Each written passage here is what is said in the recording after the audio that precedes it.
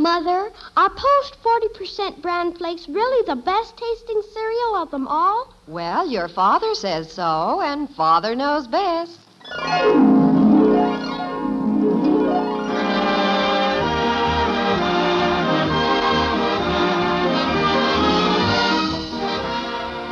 Yes, it's Father Knows Best, transcribed in Hollywood, starring Robert Young as Father. A half-hour visit with your neighbors, the Andersons. Brought to you by America's largest selling bran flakes, Post 40% bran flakes, and by Instant Postum, the good-tasting drink that's entirely caffeine-free.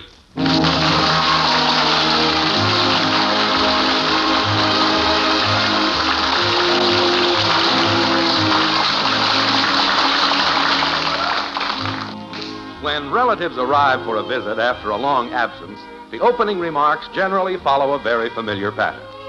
Now, Aunt Thelma, who is stopping off at the Andersons between trains, isn't one to change things. That's why we find the family gathered in the living room of the white frame house on Maple Street with a conversation running something like this. My, how the children have grown. Yes, I imagine you notice quite a difference, Aunt Thelma. It's been over a year now. Now, let's see. Who do they look like? Margaret, I do believe that Bud looks like you. No, on second thought, he does have Jim's eyes. And at times he has certain expressions that... Bud, smile for me once. Huh? Smile for Aunt Thelma. Oh, that was Jim, all right. That was me? And this is Kathleen. My, what a sweet little angel. Thank you. Bud. Margaret, I don't believe Kathy looks too much like you, or for that matter, Jim either. Oh? I don't see any resemblance in the eyes and the nose, and what is there about her mouth? Blueberry jam? Bud, that wasn't necessary. I do believe, though, that Kathleen favors your side of the family, Margaret. That could very well be. Well, come to think of it, she does look quite a bit like Aunt Florence. No, maybe it's Uncle Harold. No, but there is somebody in that family that Kathleen resembles very closely. Their Cocker Spaniel? Bud.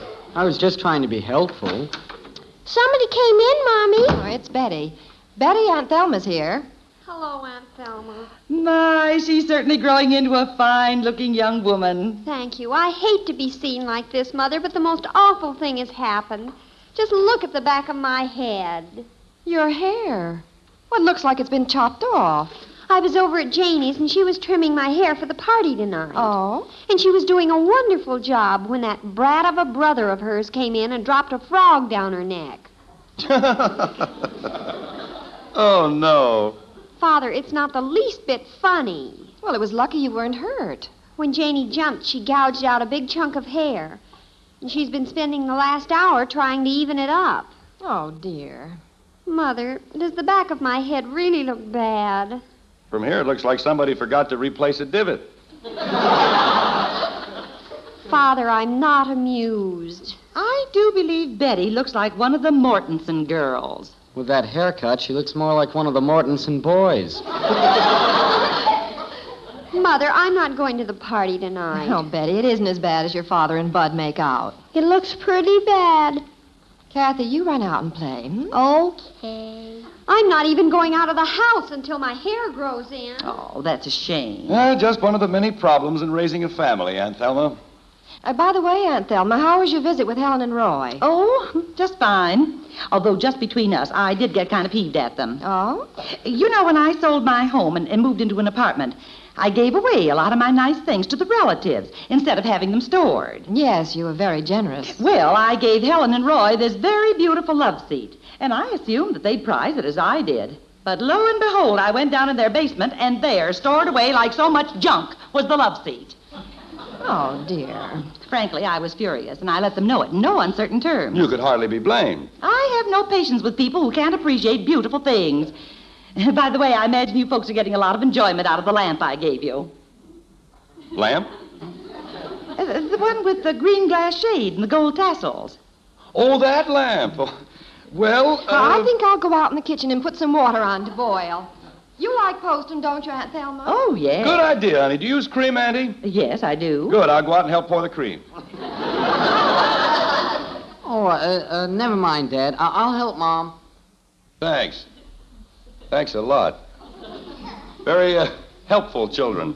I thought surely I'd see my lamp here in the living room. Well, we did have it here, but it made the rest of our furniture look so shabby. But you are using it. Oh, yes, of course. Where? In the playroom. The playroom. Oh, it was too good for your living room, but you put it in your playroom. Well, it was a matter of the lamp fitting in with the scheme of things. It's so distinctive. I see. Well, anyway, you haven't got it stored away someplace where it's nothing but a dust catcher. Oh, Jim. Excuse me, Aunt Thelma. Yes, Margaret? Now you've done it. Done what? Telling Aunt Thelma her lamp was in the playroom. Well, it was in the playroom until I couldn't stand the sight of the monstrosity. Dear, I realize it wasn't the prettiest lamp in the world. Margaret, I've won better-looking lamps than that throwing baseballs at milk bottles. So it wasn't too attractive. And that green glass shade. Everybody in the room looked like they had a bad ocean crossing. But, Jim, you know how Aunt Thelma is. Before she leaves, she'll want to see every room in the house, and when she goes into the playroom and there's no lamp, well, look out. Margaret, there's nothing to get excited about. I'll see that the lamp is in the playroom before she goes down there. Well, where is it now? Well, it must be up in the attic with the rest of the junk. Honey, you brought this whole thing on yourself. When she first offered you the lamp, you should have politely told her that we didn't need it. Oh, I couldn't do that. She was kind enough to give it to us instead of leaving it with some storage company. And the storage company probably refused it. Margaret, I just adore your house. Well, thank you. I've been showing Aunt Thelma around. Is the water boiling yet, dear? No, not yet. Certainly like your kitchen. Wait till you see the playroom. Excuse me just a moment. Why, Jim, I thought we were going to... Be right back. Oh, Bud. What do you want, Dad? Look, while your Aunt Thelma and Mother and I are in the kitchen, I want you to go up to the attic, get Aunt Thelma's lamp, bring it down, take it out through the front door, then into the playroom by way of the side door. Why can't Kathy do it? Because this has to be done right. Now, get going. I'll keep Aunt Thelma occupied in the kitchen until your mission is completed. Okay. Dear, your postum's getting cold. Coming, honey. Margaret, that certainly hit the spot. Now, if you'll excuse me... Won't you have another cup, Aunt Thelma? No, thank you. Cookies? No. Donut? No, thanks. Could we make you some toast? Dear. Well, she's had a long trip. I thought she might be hungry. Oh, indeed, I have had a long trip. That's why I want to get up and stretch my legs. Now, I don't want you two to worry about me. I'll just browse around the house. Why don't you wait a couple of minutes and I'll show you around? Oh, that won't be necessary, Jim. Now, as I recall, this door over here leads to the basement and playroom, right? Here, I'll go with you. Oh, now, Jim, I told you it really isn't necessary. Now, right here is the kitchen. Yes.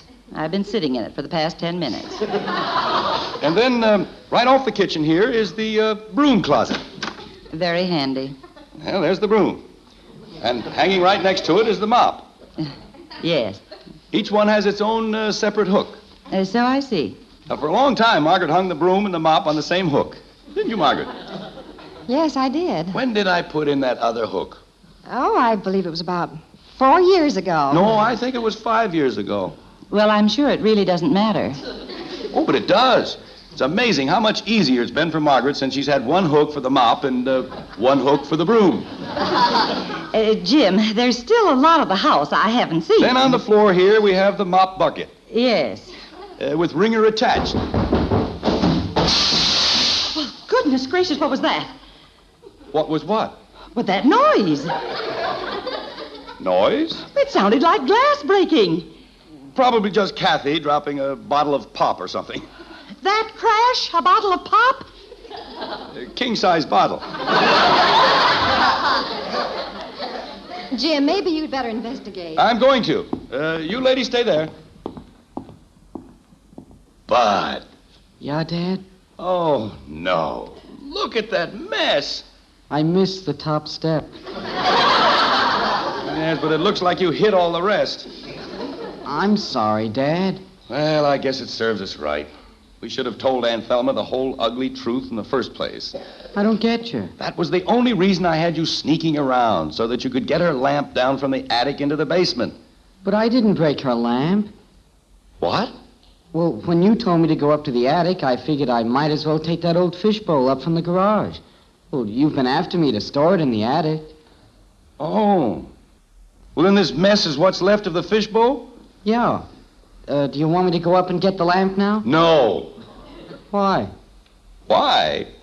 How can you stand there ankle deep in broken glass and ask a question like that? Well, I just thought. Get the that- broom. Betty. Oh, Betty. Yes, Father? Would you go in the attic and get Aunt Thelma's lamp? And when I tell you that the coast is clear down here, Father, I can't hear you. I said go in the attic and... I'll get it, Margaret. Hello. Yeah, it's for you, Betty.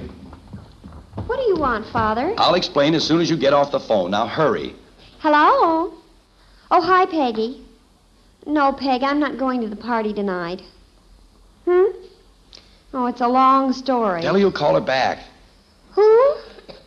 Art Schaefer's going to be there. Oh, now I am sick. What? Trudy told Georgia that she'd seen Mary, and Mary had talked to Susan, and she'd overheard Art say to Barbara Betty, for that... Pete's sake. Father, please. I'm sorry, Peggy. Would you repeat that? Trudy told Georgia that she'd seen Mary, and Mary had talked to Susan, and she had overheard Art say to Barbara that... He didn't. He didn't. He didn't. Your needle's stuck. He didn't. He didn't. He did? Thank goodness. He didn't. Betty. I'll call you back, Peggy. Guess what, Father? Betty, this is no time for guessing games. Trudy told Georgia that she'd seen Mary. And Mary talked to Susan, and she'd overheard Art say to Barbara... Father, how'd you know? Oh, just intuition, I guess. And Art told Barbara that he thought I was a very cute girl. He didn't. And that I had very beautiful eyes. He didn't. Father. Betty, all this can wait. And Art also said that I had the most beautiful hair he'd ever seen. And look at it now. Now, Princess. And he was looking forward to meeting me at the party, and now I can't go. Betty, come back here. Oh, well. I'll take a chance and go up to the attic myself. Oh, Jim. Oh, hi, Aunt Thelma. I was just thinking, you know, my trunk is stored up in your attic. And while I'm here, there's several things I want to get out of it. Can I get them for you? No, I'll want to look through the whole trunk. I know. I'll bring the trunk down. Oh, Jim, don't be ridiculous. Well, it'll be no trouble at all. No, you just come up to the attic with me, and I'll get along very nicely. All right. Let's go.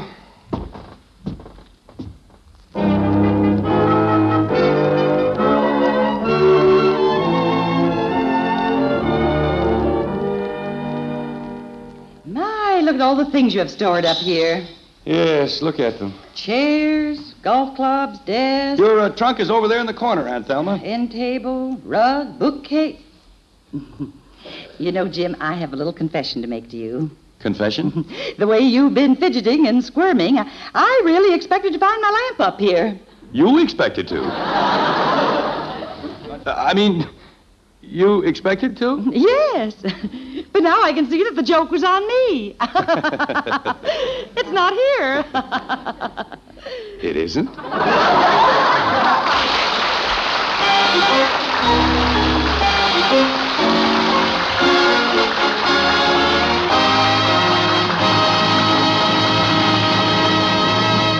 You know, sometimes little things build up into big troubles, and plans to solve them that sound swell just complicate affairs. But to you mothers listening in, here's a simple breakfast plan that's always swell. For years, many mothers have given their family bran for breakfast because they know that it contains important keep regular benefits. Some women served it even when the folks weren't too excited about the flavor. That's why I've got such good news now. You see, something pretty wonderful has happened to bran. Today, new Post 40% bran flakes have a delicious new flavor called Magic Oven Flavor. More and more people tell us that because of this better taste and new crisper texture, they like it better than any other cereal.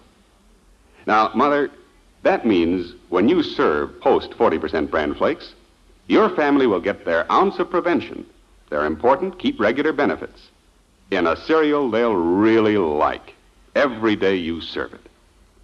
So, when you think it over, don't you want to start serving Post bran flakes in your home? Remember, for goodness sake. Eat Post Bran Flakes. So good and so good for you. Mother, the very next time you go shopping, be sure to get new Post 40% Bran Flakes. America's largest selling Bran Flakes. You'll see they're good, and so good for you.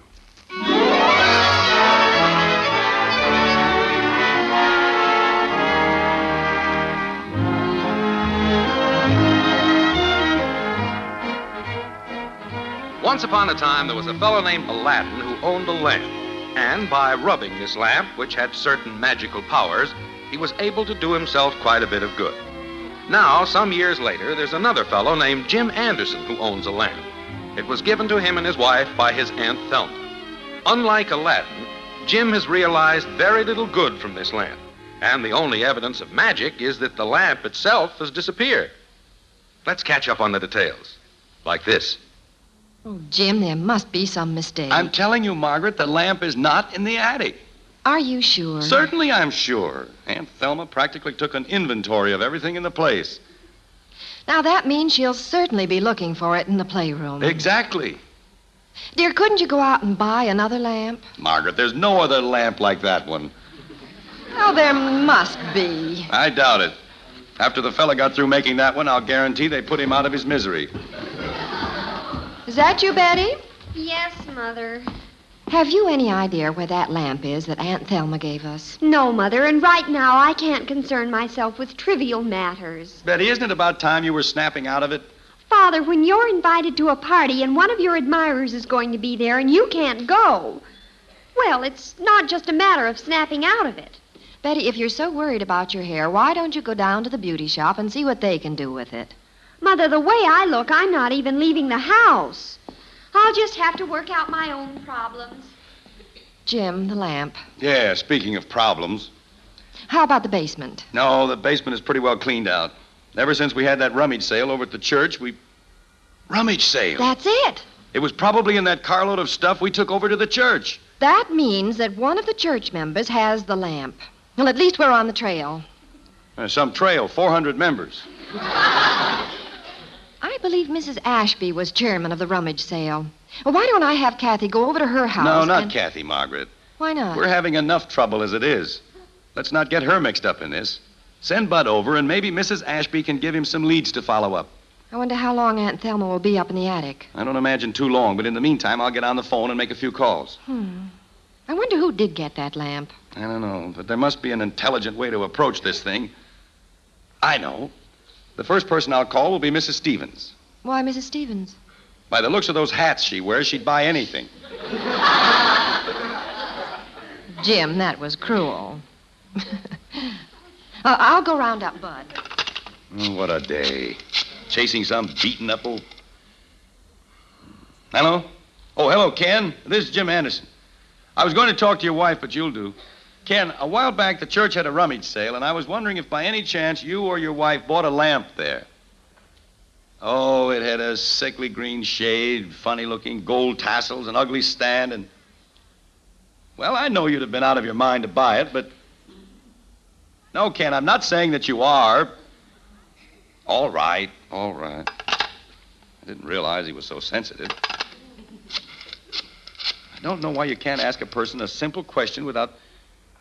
Hello, Mrs. Benson? Mr. Anderson. Not long ago, the church had a rummage sale, and I was wondering if you happened to buy a lamp at the sale. What? Well, it has a beautiful green shade, handsome gold tassels, an exquisite stand with...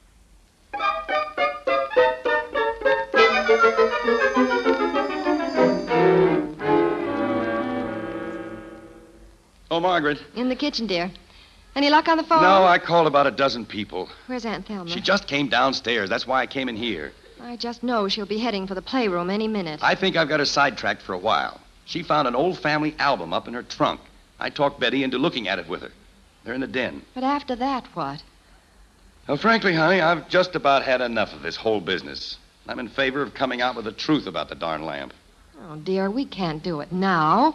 We're in too deep. Mother, I'm dying. Simply dying. Betty, what are you doing here in the kitchen? I thought I told you to look at the album with Aunt Thelma. I can't stand it. Aunts, uncles, cousins I've never even heard of. Never mind, they're serving a purpose. We've got to keep Auntie out of the playroom.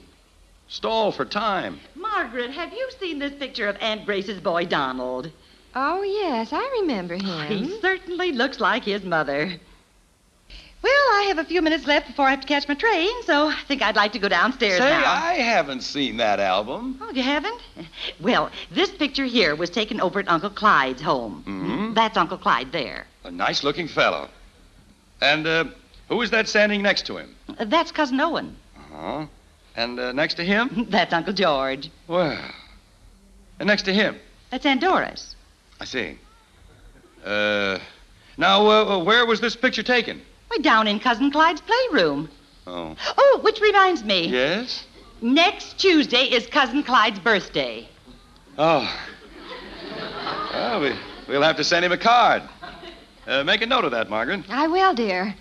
Send birthday card to Cousin Clyde. And over here is Aunt Lucy. Now, I'm sure you know her. Daddy! Oh, Daddy! Yes, kitten? Bobby Hartley is in our driveway with a lamp on his wagon. A lamp on his wagon? Oh, yes. They're sure putting out some fancy wagons these days. Now, imagine that. Headlamps. No, Daddy, I mean... Now, the other day I saw one with a tail light on it. But, Daddy, Yes, they're making some fine toys now. Come on, kitten. Let's take a look at Bobby's new wagon. Be right back, Aunt Thelma. Daddy, I didn't mean... I know what you mean, and for Pete's sake, don't mention the word lamp in front of Aunt Thelma. Why, Daddy? Never mind, just don't do it. But Bobby brought a lamp over to us. You can see it. There, through the window. Yes, I see it. Aren't you glad? Bobby said that he heard you were looking for one. I am, kitten, but not that kind. That's an old lantern. What kind are you looking for? Just don't worry about it. Now come back in the den while we visit with Aunt Thelma. That looks like quite a gathering in that picture. Yes, that was over at Aunt Martha's. It was a costume party. A costume party. Say, that's it. Excuse me. What's wrong with her? This solves everything, Father, but everything. Janie, Betty. Janie, I just had an idea that's super George. Listen, could you make your party tonight a costume party? Oh, I know it's kind of late, but I'll help you call up the kids. You see, that way I can wear some sort of a costume, like a gypsy, and I could wear a bandana over my head and cover up my hair. Or I could be a Turk and wear a turban. Or you could put a bucket over your head and go as a paleface.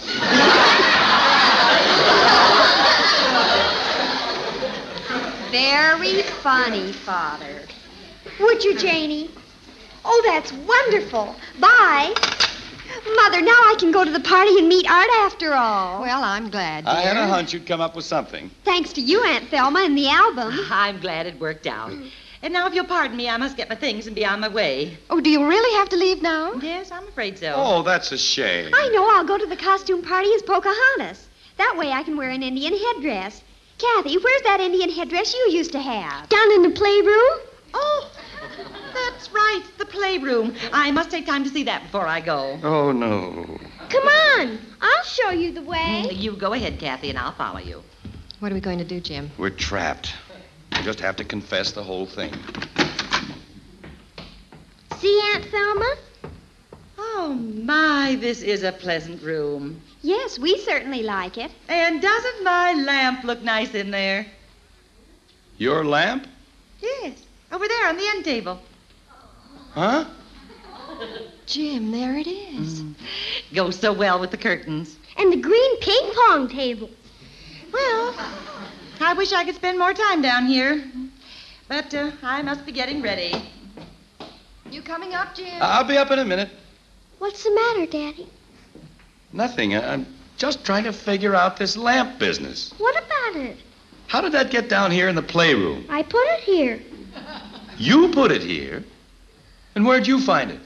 I had it out in my playhouse. When I built my playhouse, you told me I could furnish it with anything we had stored in the attic. So yesterday I brought the lamp down. But how did it get in here? When it started to rain last night, I put it in the playroom. Well, why in heaven's name didn't you say something about it? Nobody asked me. What's the matter, Daddy? Am I bad? No, kitten, no. You're good. Very good.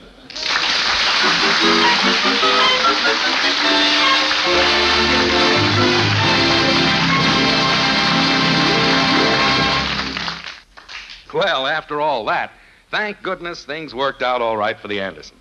And now, before the final surprise of the show, here's a word from our star, Robert Young. You know, friends, quite often on our shows, some one of us will be enjoying a cup of postum. Tonight, for instance, it was myself and Aunt Thelma. Well, that isn't all play acting. We think mighty highly of postum around here. Not just because postum's hearty flavor kind of grows on you, but, well, as Ed Prentice says, postum contains no caffeine, none at all. So if you're like some folks who can't take the caffeine in coffee or tea, postum is a right smart drink for you, too, isn't it?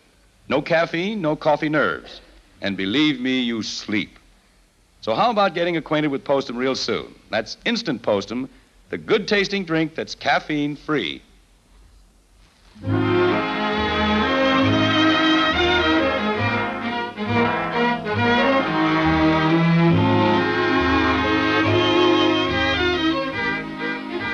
It's late evening now at the White Frame House on Maple Street. Aunt Thelma has been taken to the train and is on her way home. Bud and Kathy are in bed, while Jim and Margaret are down in the living room catching up on some much-needed relaxation. Like this. I know it's a horrible word, Jim, and I hate to mention it, but what about the lamp? What about it? Will it go back to the attic or a rummage sale? I don't know. I can't stand to have the thing around. I'm sure nobody would buy it. We couldn't even give it away. Well, our little Indian princess returneth home. How was the party, dear? Oh, dreamy, Mother, simply dreamy. I gather that this means that Arthur, the new Romeo, was there. He was. And never in all my life have I met a man so romantic. A real dreamboat? Oh, but utterly. Before we parted, he held my hand and asked me if I would give him some little thing, something to remember me by. Princess. Margaret, there's the answer. What? Give him the lamp.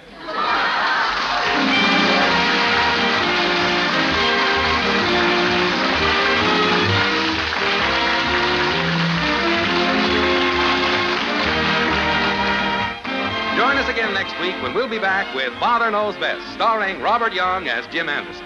Until then, good night and good luck from the makers of Post 40% Bran Flakes, America's largest selling bran flakes, and Instant Postum, the drink that's entirely caffeine-free.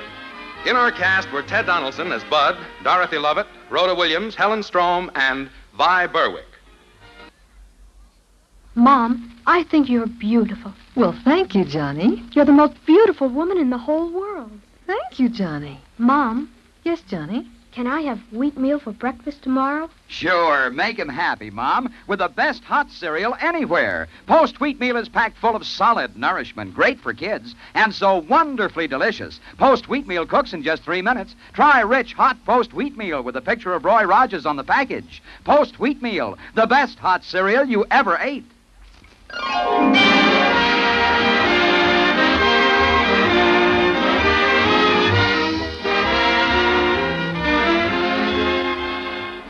Father Knows Best was transcribed in Hollywood and written by Paul West and Dick Conway. This is Bill Foreman speaking.